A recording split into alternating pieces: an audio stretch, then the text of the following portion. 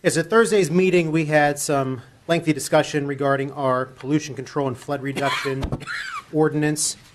Mr. Harvey had some comments he wanted to say before we got started with our meeting. Mr. Harvey? Yes, just wanted to brief the residents, and I know council knows 90% of this, but I wanted to do a short rundown, if you would, on MS4. I think some of the residents that have called me and communicated with me thought it would be a good thing for most residents to know that it just didn't come up yesterday. The MS4 committee was formed by Deputy Mayor Arasenko, who appointed me as the chairman of the committee at the beginning of the year after his swearing in. I picked Mr. Little, Bob Ratcher, Paul Hugus, Jamie Story, and Councilwoman Gatos to be on that committee with me. Prior to this committee, I personally had been investigating MS4 and hopefully lengthening my education on it for about one, maybe close to 2 years. I want to thank the folks at Mount Lebanon for putting up with me and all my questions and phone calls, and for also providing me with the ordinance, their PowerPoint, and all the related information. Since that time, the MS4 committee has been meeting since February and has continued to meet on all possible issues, and all the while keeping the residents and businesses in mind at the top of the list. MS4, although new to our community, is not a new subject. This is something meant for stormwater management that was dealt with incorrectly for many years when new developments, both residential and commercial, were built in Monroeville. It is mandated by the federal government and is under the control of the federal and state EPA. Just a brief history, I'm sorry. The stormwater requirements for the Federal Clean Water Act are determined under the Pennsylvania Department of Environmental Protection Municipal Separate Stormwater Sewer System, MS4. In December of 2002, the DEP issued a general permit for the use by MS4 communities that fall under the National Pollutant Discharge Elimination System, Phase 2, requiring the implementation of stormwater management programming for minimizing the impacts of runoff. Several extensions had occurred since the expiration of that 5-year permit, the last of which extended the permit expiration till June 11, 13. Now remember, I'm giving you federal and state information. After much debate and extensive delays, the Pennsylvania Department of Environmental Protection released a new permit requirements in late 2011, so that all MS4s are working understand how they affect and prepare their applications before their due date.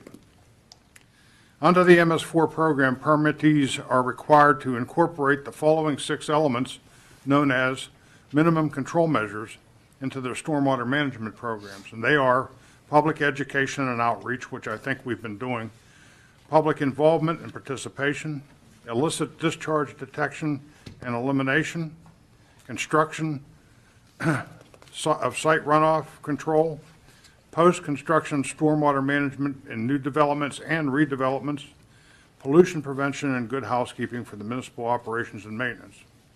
Pennsylvania has close to 1,000 jurisdictions that are considered small municipal separate stormwater systems and therefore require Phase 2 permits. MS4's annual status reports will be due for many of the permittees, and I believe us, by September 30th. So, that being said, we investigated what was needed, and the engineering department applied for our permit. This permit is 26 pages long and describes what we have to do and the fines if we don't complete them. That being said, we had to make a budget. This included equipment, vehicles, staffing, billing, engineering, etc.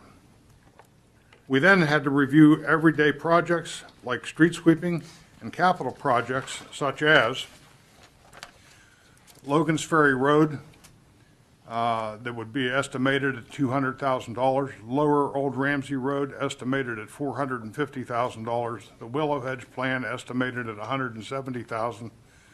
Lower Rosecrest, which is estimated at $100,000. Moss Side by Compunetics, estimated at $200,000. Brookside Drive estimated at $350,000, Glendale Court at $200,000, 1249 Harvest Drive at $20,000, 1261 Harvest Drive at $20,000, 300 Garden City Drive at $350,000, Old William Penn at Beatty at $350,000, and those are just some of them. Then the fees charged had to be fair and across the board, both according to the state and the federal. We then had to calculate the fees. We decided to use the ERU system. There are several ways to do this. The engineering department calculated the average resident that had approximately 2,385 square feet of impervious surface, and this would equal 1 ERU. Now, take that into consideration that it is not a tax, but a fee, much like your water bill and your phone bill. 1 ERU to a resident would equal $10 per month or $120 a year. We then calculated the budget with all the expenses, as I explained before: equipment, manpower, fuel, supply, time, and attempted numerous times to keep the ERU as low as possible, yet still meet our requirements in completing the projects required by our permit.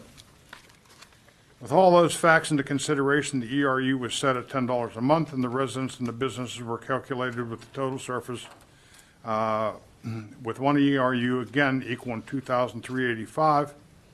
Then the same as the residents, the businesses times 10 times 12 months. So they had to be calculated fairly, and everybody being charged essentially the same. We worked a long time and very hard to make sure that the ERU was fair. It allowed us to fulfill our obligations to our permit and correct long-time needed repairs and updates to our stormwater management around the municipality. While I'll agree in most cases the projects you will not see them because they'll be underground, and most times when you can't see something that you spend this kind of money on is a little disnerving to the people that are paying for it. I believe this program will improve our community and make it much safer and cleaner for our residents and visitors alike. We now have 4 years to complete the project of a 5-year permit. All of the maintenance and projects outlined by the engineering department are projects that I don't know if we would have ever got them done under the normal budget. I do want to take this time to acknowledge the engineering department, Paul Hugus and Jamie Story, for the large amount of extra time they put in to meet with the committee and bring us up to speed on what was needed. I thank you again. Mr. Mayor, with that, the committee has proposed some changes to the ordinance that will ultimately benefit the residents and businesses alike. And until that is reviewed and rewritten by Mr. Ratcher, I would like to make a motion to table the vote on the MS4 ordinance tonight. I'll second. So we have this is on the agenda, and I'll move it around up to the top of the agenda. So we have a motion and a second to table. Roll call, Sharon, please. Mrs. Gatos? Aye. Mr. Poach? Aye. Mr. Harvey? Aye. Mr. Johns? Aye. Mr. Arasinko? Aye. Mr. Duncan? Aye. Mr. Wilson? Aye. Mayor, if I can, Yes, the item is tabled. along with that, we also had proposed opening an account for the MS4, and due to the fact that we are tabling the ordinance, I'd like to go ahead and table the opening of the account until we pass the ordinance. Okay, council, this is on motions. Motion number 1, which is a motion to open a pollution control and flood reduction special reserve fund. We have a motion to table by Mrs. Gatos. Is there a second? Second. We have a second. Roll call, Sharon, please. Mr. Wilson? Aye. Mr. Duncan? Aye. Mr. Arasinko? Aye. Mr. Johns? Aye. Mr. Harvey? Aye. Mr. Poach? Aye. Mrs. Gatos? Aye. The ayes have it. So to clarify, our first motion is tabled, and our first ordinance on our agenda is also tabled. Mr. Harvey, did you have any other comments for this evening? at this time? No. I hope that better explained things in short, and that was the best I could do. Oh, very good. And we do appreciate, yours and Mrs. Gatos' time on this committee and our staff, as you mentioned. So we're going to move over to our